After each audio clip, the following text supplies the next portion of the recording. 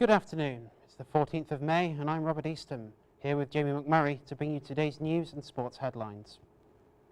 Today's headlines are: one man's request for change of how the law regards assisted suicides, the University of Huddersfield climbs up the university rankings, Homefirth Harriers runner collapses at the starting line, new research is underway attempting to support new young females with worries about fertility.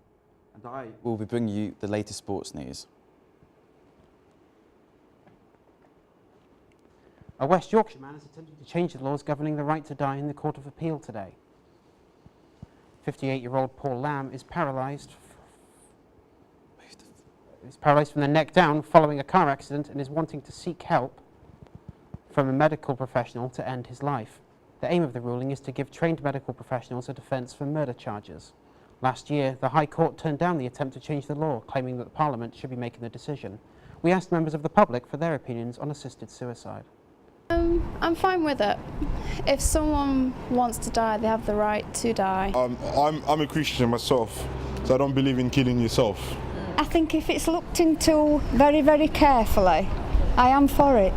It depends. I think it's a grey area. It depends on each case. I suppose for the people that really need that to happen, it should be allowed. You know, they should have the choice.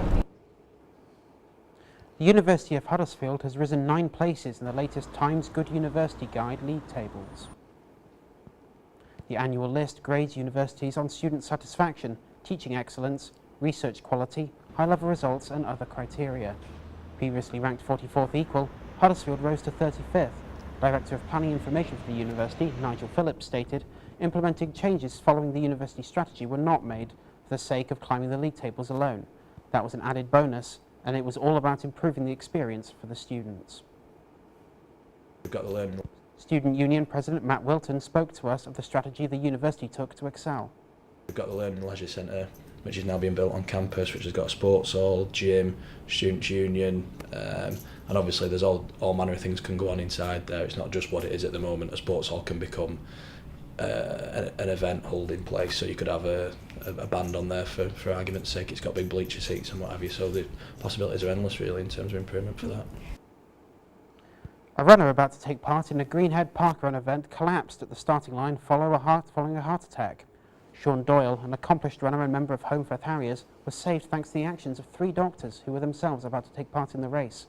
Trey Galloway has more.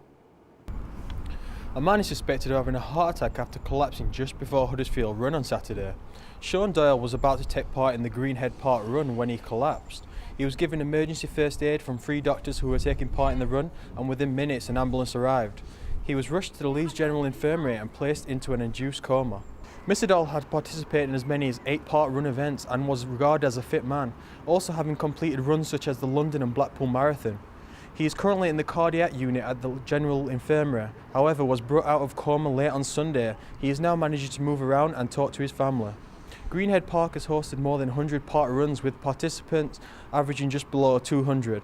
However, due to the incident, the park run on Saturday was cancelled. Research is currently underway at the University of Huddersfield in the hopes of increasing awareness of fertility issues that can potentially affect young women. Professor Eric Blythe, who believes that women may be ill-educated about the problems that fertility can cause, is working alongside a leading authority to find out how women feel about the relatively new technique of freezing embryos in order to defer childbirth until later life. All women from the university were asked to fill out an online questionnaire, with over 300 respondents taking part before the deadline last night.